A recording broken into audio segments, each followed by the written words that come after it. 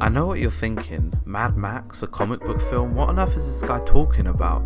Well, hear me out for the entirety of this video and then, just maybe, you too will see how Mad Max Fury Road is an unconventional comic book film. Everything that we've seen on screen in Fury Road is largely practical effects. We've all heard the story about how George Miller and his crew wanted the film to feel tangible and truly kinetic in energy. But what if I told you that 80% of what we see on screen was recreated from 3,500 panels of comic book style storyboarding? In fact, take a look at this.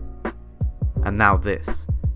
Miller and his team of artists worked tirelessly for 2 years drawing out the entire film before even putting any dialogue to paper. It's important to note that these are genuine panels, almost as though they could be printed instantaneously and passed off as comic books. While many films undergo the storyboard process, very few do so without actually knowing the dialogue they are working off. Fury Road was conceived through art and sketches, and if we continue to view these side-by-side shots of the panel and then the film, it almost feels like a pulpy comic book adaptation, something similar to this perhaps. From an artistic standpoint, the whole visual and feel of Mad Max would not look out of place if, say, a DC or Marvel logo was slapped in the opening credits of it. In fact, Fury Road is the greatest superhero film of this decade. Because yes, let's face it, this is eerily reminiscent of the world of a superhero, and it all starts with Furiosa. Our protagonist could easily be compared with Batman, for example. Her parents are dead, she roams this vast world alone, and effectively by the end risks her life to better and protect that of the people around her. She even has a trusty sidekick, Max. Their camaraderie and short quippy conversations are yet another strong facet of this film's layered comic book style nuances. While the dialogue is minimal, this only adds to the sheer hilarity and sometimes cheesiness of it all.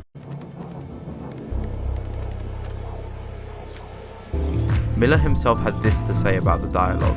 Something which was pretty non-verbal. I mean, people obviously speak in the movie, but they speak only when it's necessary.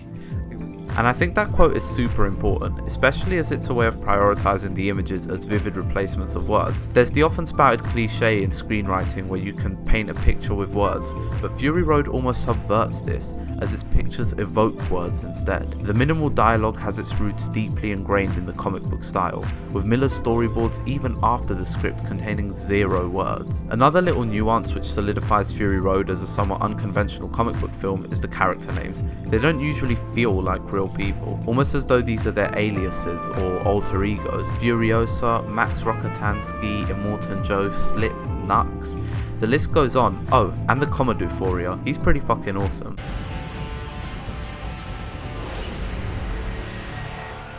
It almost establishes an idea of hierarchy, as the longer named characters are often the most powerful. Meanwhile, those with shorter names are more expendable. The names alone concoct this world that feels as though it exists in a realm of imagination, yet the images, much like Gotham or Metropolis, remind us that this is a world like ours, where if something goes wrong, we could very well end up inhabiting. It's almost cautionary in a way. I'll even compare it to Swamp Thing, in that both deal with nature and the environment as a rotting of society. The point here isn't that Mad Max has ripped off these comic book arcs or films, or was even influenced by them, but it's simply a fun anecdote that helps this action epic operate as a quasi-comic book film.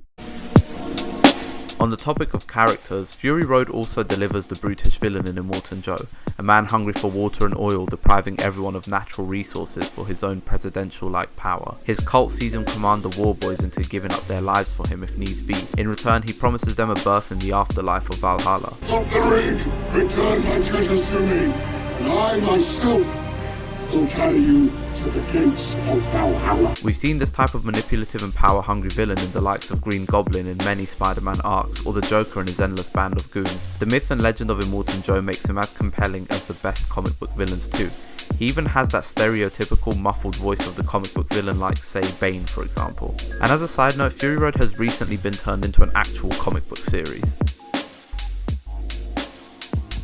It may not explicitly be a comic book or superhero film, but Mad Max Fury Road toys so heavily with elements of the two that it might as well be, and if it constitutes as one, then it may very well be at the top of many lists as the best. Hey guys, I'd like to thank you all for watching the video. This essay was produced by Kartikeya Behani, a patron over on our Patreon page. If you want to see a film of your choice turned into an essay or simply want to support the channel, click on the screen now and head over to my Patreon page. Thanks.